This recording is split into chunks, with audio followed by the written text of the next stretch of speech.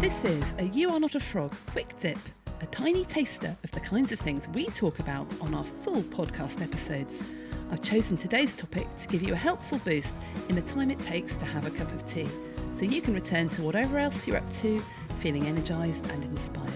For more tools, tips and insights to help you thrive at work, don't forget to subscribe to You Are Not a Frog wherever you get your podcasts.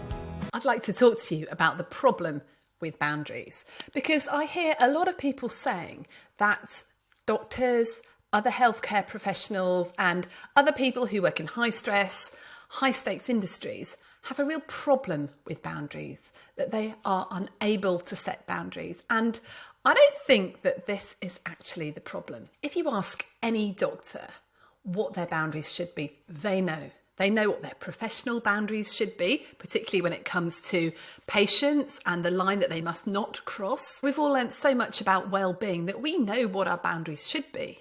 We know that we're better if we have a lunch break, if we take breaks through the day, if we don't work longer than 10 hours, for example. We know that we need to have holidays, we need rest periods, we need time off. We know that we need to be able to say no to people. We certainly know that other people should respect our physical boundaries. And I'm sure that many of you listening to the podcast will have set some boundaries. You will have decided how much work in a week you want to be doing and how much time you want to spend at work, how you want to look after yourselves, what you're going to prioritise and all that. Now, I was listening to a podcast recently with the author Glennon Doyle, called We Can Do Hard Things. And she was saying that because she's quite famous and she's quite an introvert, when she goes to school to collect her children on the occasions that she can make it, she wants to fully focus on her kids. And she tries not to talk to the other parents. So that is a boundary she's put up, that she wants to be able to give all her time and attention to her own children. She was saying on her podcast that one day she got an email from one of the other children in her son's class, and there was some sort of problem going on with the kids. And she emailed back saying, "I'm so sorry, I didn't know anything about this." And the mother said, "Well, it's been going on for quite a while." At which point Glennon Doyle said, "Well, how come you didn't tell me about this earlier?" And the mother just wrote back and said, "Well, to be honest, we find you unapproachable." And she was really shocked and upset. She didn't want to be seen as unapproachable. So she phoned one of her friends and said, "The other mothers at school find me unapproachable." And her friend just said, "Well, do you want to be approached?" And she said, "No." And her friend just said to her, "Well, congratulations, honey. It's working. It's working." You see, our problem is not that we don't know what boundaries we want to set. We know full well what boundaries we would like to set. Our problem is when we set them and the boundaries have consequences, we do not like the consequences of our boundaries. Now, what are these consequences? Well, things like people being disgruntled, people being upset with you, maybe causing somebody some inconvenience, maybe somebody not thinking very highly of you. And this is where the rubber hits the road.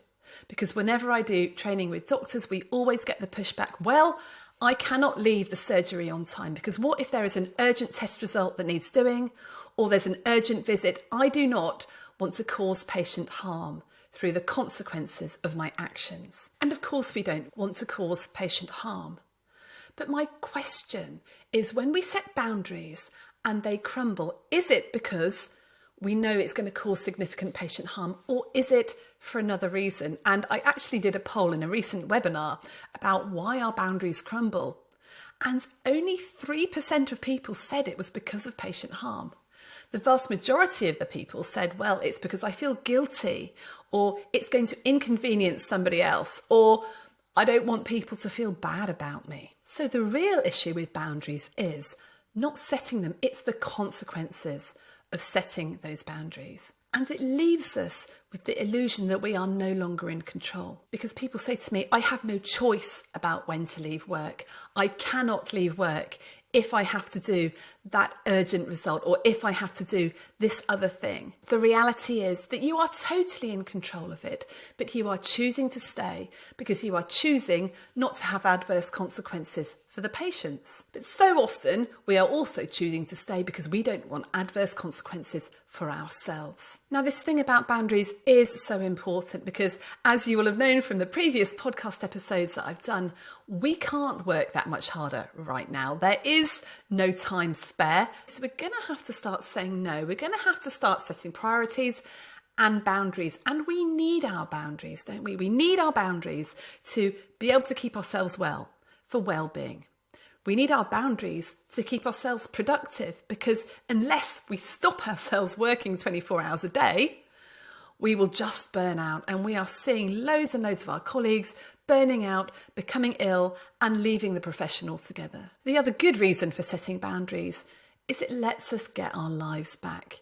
It means that we will be free to do those things that make life worth living. If you're setting a boundary about having a coffee break, then you will get to connect with fellow human beings. If you're setting a boundary about family time, the time that you are not going to be working, you will develop much better, closer, more loving relationships with your family rather than just being glued to your emails the whole time. So we know what our boundaries should be, but we have problems with the consequences of the boundaries which we set. And this is where it becomes really, really difficult, because this is where our amygdala gets involved.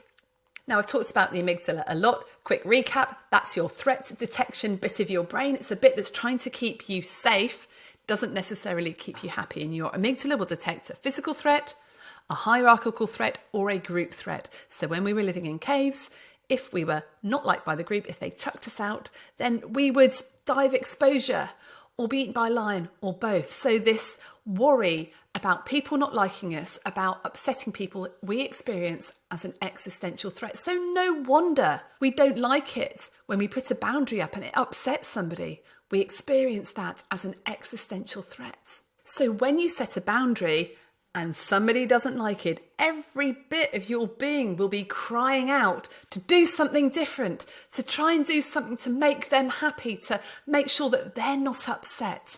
And let's face it, nobody likes to hear a no. I don't like to hear a no. And if someone says no to me, I will probably feel a little bit disgruntled initially, and then I'll go away and I'll think about it. And I'll then realise that actually that was totally fine for them to say no. And I was just being a bit of a spoilt brat, really, by reacting to it. The other day, I had a lot of work planned. I was delivering quite a few sessions. I was chock-a-block, and one of my children asked for a lift into town because it was pouring down with rain and they normally cycle in to get to school. I initially said, "I'm sorry, darling, I can't do that." I set a boundary and I said no.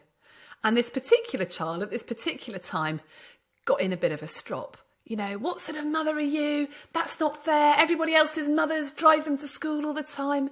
And what happened to me? Well, my amygdala flared up and said, "You're not a nice mother. You're upsetting this child.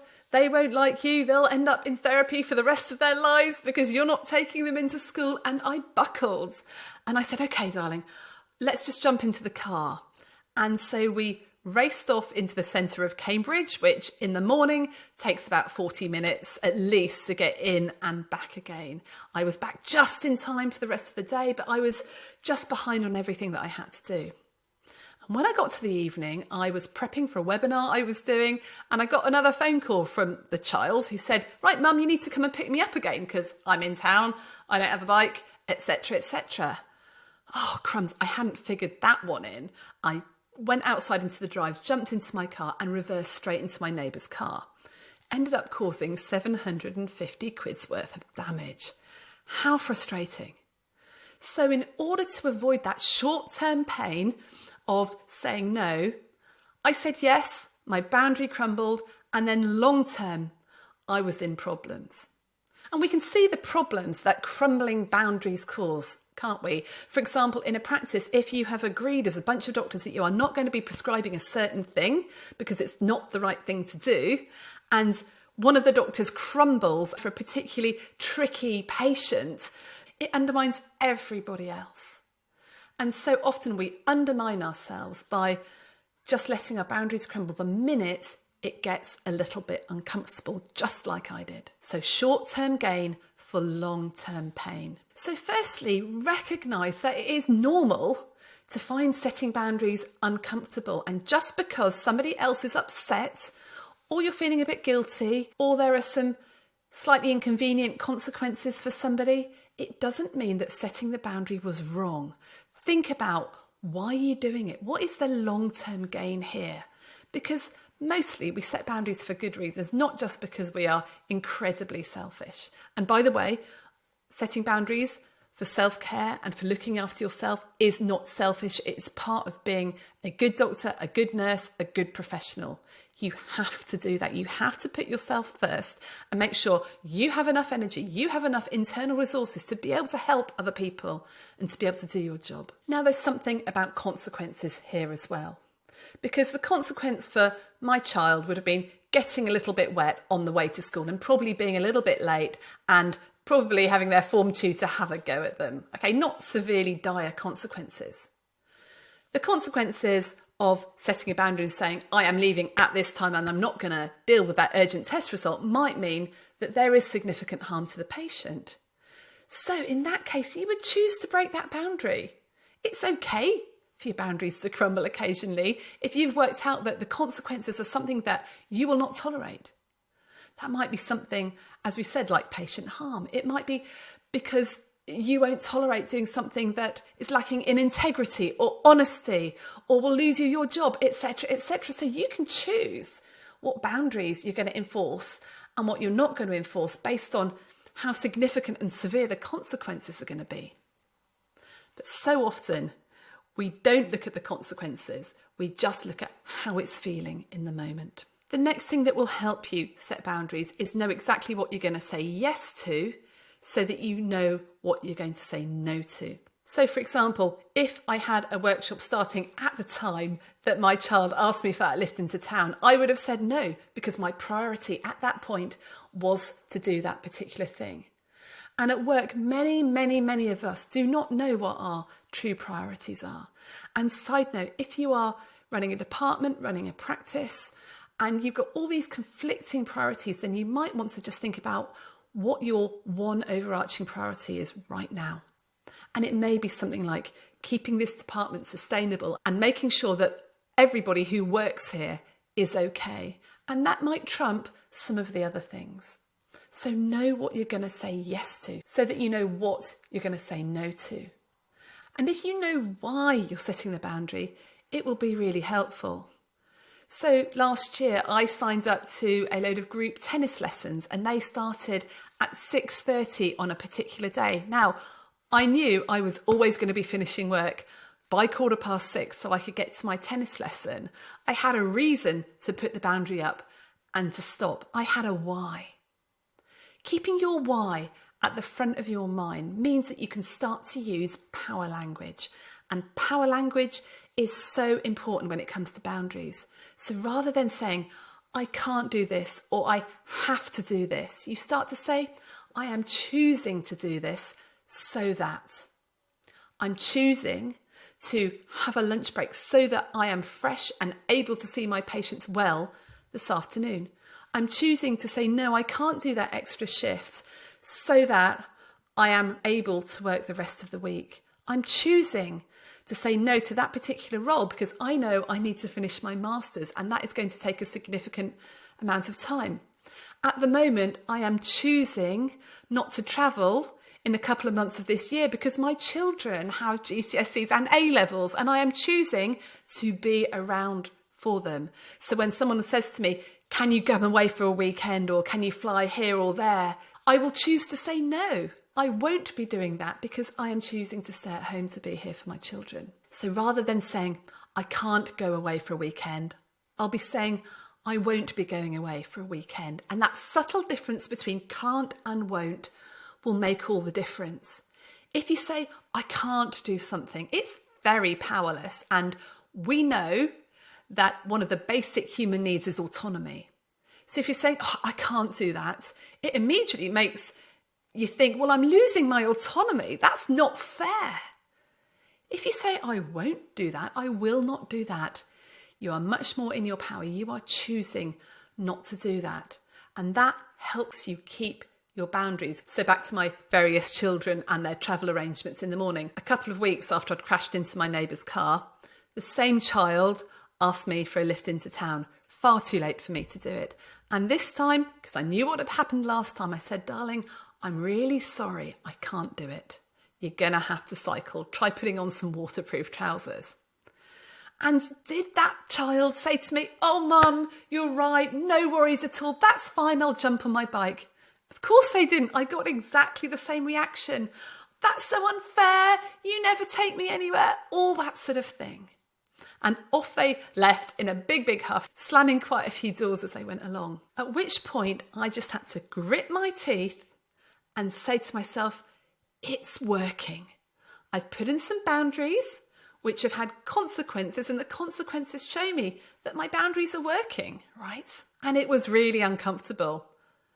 And I felt bad, but I knew why I had said no at that point. I did not have time to do it that day, and it would have made me very late for the thing I had committed to do. So I was choosing to say no. And you know what? 10 minutes later, the child actually texted me and said, oh, Mum, I'm sorry for being grumpy, and all was well. Now, when you set boundaries, when you say no, you won't always have a gracious response after you've done it. People won't always go away and think, oh, you know what? I thought about it and it's fair enough. You may have some backbiting. You may have some bitching. You may have people misunderstanding you. You may have complaints. And this is hard stuff. It's not easy, but it does not mean that you are wrong in setting the boundary in the first place. But if you can start to predict some of the consequences that might happen, start to prepare yourself and start to think to yourself, actually, am I prepared to accept these consequences or am I not? Then you will have a firmer foundation from which to set these boundaries.